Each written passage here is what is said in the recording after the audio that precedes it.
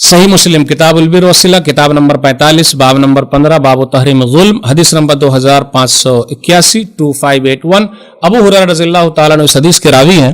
نبی صلی اللہ علیہ وسلم نے فرمایا اتدرون ما المفلس، کیا تم لوگ جانتے ہو مفلس کون ہے؟ غریب کون ہے؟ فقیر کون ہے؟ محتاج کون ہے؟ صحابہ کرام نے کہا المفلس فینا من لا درہم لہ ولا متاع، ہمیں کا مفلس وہ ہے، غریب وہ ہے، فقیر وہ ہے، محتاج وہ ہے جس کے پاس دینار اور درہم نہیں. یعنی دیکھیے پیسہ، تو پیسے کی اہمیت ہے. اگر کوئی تقریر میں یہ کہے پیسے کی کوئی اہمیت نہیں ہے، ارے بھائی جائز طریقے سے آئے تو اہمیت، ناجائز طریقے سے آئے تو بڑا مسئلہ. اس لیے جائز والا تو ہے. ماشاءاللہ عثمان غنی رضی اللہ تعالیٰ عنہ مالدار ہے اس لیے غنی ہے. عبد الرحمن بن عوف رضی اللہ تعالیٰ عنہ بہت دیتے تھے، بڑا نام ہے ان کا. ابو بکر صدیق رضی اللہ تعالیٰ عنہ کا نام ہے. اس لیے مال جائز طریقے سے آئے، لیکن جائز طریقے سے کمانے میں بھی بڑی تکلیف ہوتی ہے. کیوں؟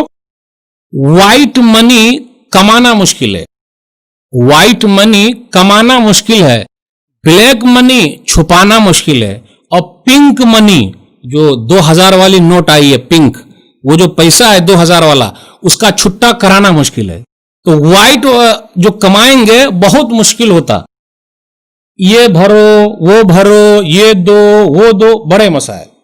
جائز طریقے سے کمانا اس میں بہت پریشانی ہوتی بھی، لیکن ہے آزمائش، لوگ لگے ہوئے. تو کہا مفلس وہ ہے، غریب وہ ہے، فقیر وہ ہے، محتاج وہ ہے جس کے پاس دینار اور درہم نہیں. نبی صلی اللہ علیہ وسلم نے آگے فرمایا، ہم اور آپ بولتے ہیں نا ارے سیٹ صاحب، یہ لفظ کہاں سے آ گیا سیٹ صاحب پتہ ہی نہیں چلا، مجھے پتہ ہی نہیں، کیا معلوم سیٹ صاحب لفظ کہاں سے آ گیا ہے. حاجی صاحب بھی ایک ایجاد ہو گیا، حاجی صاحب اب تو نام ہی ختم ہو گیا. بھائی آپ کا جو نام ہے اس نام سے آپ نے پکارا جانا چاہیے، آپ کو پکارنا چاہیے. لیکن حج کرنے کے بعد سے ہی اپنا نام غائب ہو جاتا اور حاجی لکھ کے آتا. اگر کبھی ہم نے اور آپ نے غلطی کر لی، کوئی دعوت نامہ دیا اور حاجی نہیں لکھا تو کچھ حاجی صاحب غصے میں آ جاتے، ارے یہ کیا، میں حج کر کے آیا اور آپ نے حاجی نہیں لکھا. پلیز یہ سب ہٹا دیجئے. بھائی حج آپ نے اللہ کے لیے کیا ہے، بھائی نماز بھی اللہ کے لیے پڑھ رہے ہیں، تو کیا نمازی صاحب کیوں نہیں بولیں گے آپ کو؟ حاجی صاحب کہے بولیں گے؟ زکاتی صاحب کیوں نہیں بولیں گے؟ بھائی زکات بھی تو الحمدللہ آپ ادا کر رہے ہیں، روزہ بھی تو رکھتے ہیں، روزہ دار صاحب آ رہے ہیں، تو آپ لکھ کے دینے کا کیا آگے لیٹر میں روزہ دار صاحب کو یہ لیٹر ملے. اسلام کے بنیادی ارکان 5 ہیں، تو ایک ہی کیوں؟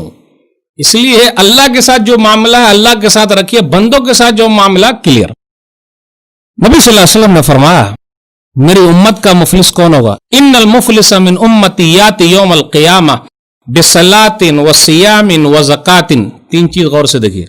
میری امت کا مفلس وہ ہے جو نماز لے کر آیا، روزہ لے کر آیا، زکات لے کر آیا. اب دیکھیے عبادات ہے، یہ جو ہم اور آپ عبادت کرتے عبادات میں سے تینوں ہے. نماز لے کر آیا، روزہ لے کر آیا، زکات لے کر آیا. حج یہاں غائب ہے، حج کا ذکر ہی نہیں کیا. کیوں حج کا ذکر نہیں کیا؟ دماغ لے آئیے. زکات کا بھی ذکر نہیں ہونا چاہیے تھا حدیث میں. میرے حساب سے حج کا ذکر ہو سکتا، یہ بات صحیح بھی اور غلط بھی ہو جائے.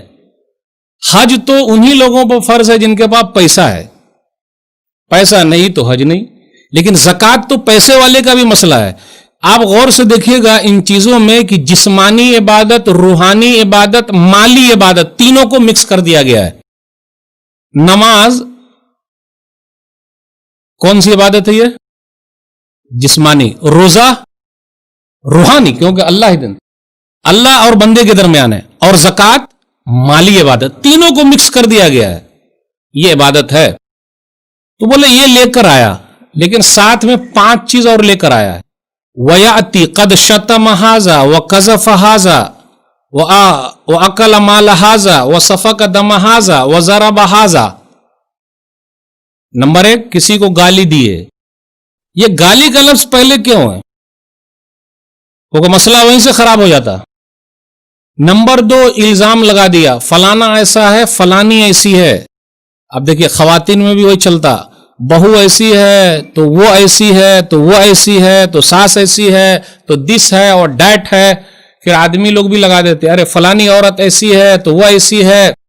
الزام لگانے سے پہلے 4 گواہ چاہیے اور چاروں گواہ اس حالت میں دیکھے. حدیث کے حساب سے میں تشریح کر رہا ہوں, اپنی طرف سے نو ایڈ. حدیث میں کیا لکھا ہوا؟ جس طریقے سے کنویں میں ڈول ڈالا گیا ہو آدمی اس حالت میں دیکھے, جس طریقے سے سرمدانی میں سلائیڈ ڈالی گئی ہو آدمی اس حالت میں دیکھے اور 4 گواہ رہے تو الزام. اور آج تک ایسا کوئی اسلامی دنیا میں ثابت نہیں ہوا. نبی صلی اللہ علیہ وسلم کے زمانے میں ایسا کوئی کیس نہیں آیا. آج لوگ دیکھ لیجئے, لگا رہے الزام لگا دیا. اس کے بعد کیا ہے؟ مال کھایا, بہت چل رہا, مال کھایا. اس کے بعد قتل کر دیا. اس کے بعد مارا بھی. آگے کہا جا رہا ہے کہ جب یہ سب چیزیں ہیں تو کیا ہوگا؟ اس کی جو نیکیاں ہیں, نیکیاں وہ سب لے لی جائے گی. نماز ہے, روزہ ہے, زکوٰۃ ہے, وہ سب لے لی گئی, ان کو دے دی گئی. یہ 5 لوگ جو کھڑے ہوئے ہیں, جن کو گالی دیا, تہمت لگایا, پھر مال کھا لیا, پیٹا, پھر اسی طریقے سے پیٹنے میں بھی دیکھیے آپ لوگ دبنگئی کرتے ہیں, قتل کر دیا, تو یہ سب ہے. اس لیے کہا قد شتم ھذا وقذف ھذا واکل مال ھذا وسفک دم ھذا وضرب ھذا فیؤت ھذا من حسناته وھذا من حسناتی فإن فنیت حسناته قبل ان یقضى ما علیہ اخذ من خطایاہم فطرحت علیہ ثم طرح فی النار. پوری نیکی لے لی جائے گی. اچھا آپ پر الزام لگایا, روزہ لے لیجئے. ارے آپ کو مارا, لے لیجئے زکوٰۃ. اچھا آپ کے ساتھ کچھ ہوا, گالی بات دی, آئیے لائیے, نماز لائیے, روزہ لائیے, زکوٰۃ لائیے, سب لے لیں گے. ختم, پوری نیکی چلی گئی. دیکھا آپ نے, عبادات کر کے آئے ہیں, معاملات صحیح نہیں ہے, تو اب کا کیا ہوگا؟ پھر بھی لوگ کھڑے ہوئے ہیں. یہ 5 طرح کا جو مسئلہ, لوگ کھڑے ہوئے ہیں, تو اب کیا ہوگا؟ کھڑے ہوئے ہیں, لائیے, اپنی جتنی برائی ہے جو ہے آپ لائیے, ان کے اوپر ڈال دیتے ہیں. تو نمازی صاحب, روزہ دار صاحب, زکاتی صاحب, سب پر ڈال دیا گیا اور ان کو گھسیٹ کے جہنم میں ڈال دیا گیا. پتہ یہ چلا میرے بھائیوں کہ معاملات اگر صحیح نہیں ہے تو عبادات لاکھ اچھے رہیں, اللہ بھی معاف کرنے کو تیار نہیں ہے جب تک بندہ نہ معاف کر دے. اللہ اپنے حق کو معاف کر دیں گے, اللہ معاف کر دیں, لیکن بندے کا جو معاملہ جب تک بندہ نہ معاف کرے کوئی بھی مسئلہ نہیں, حل ہوگا ہی نہیں.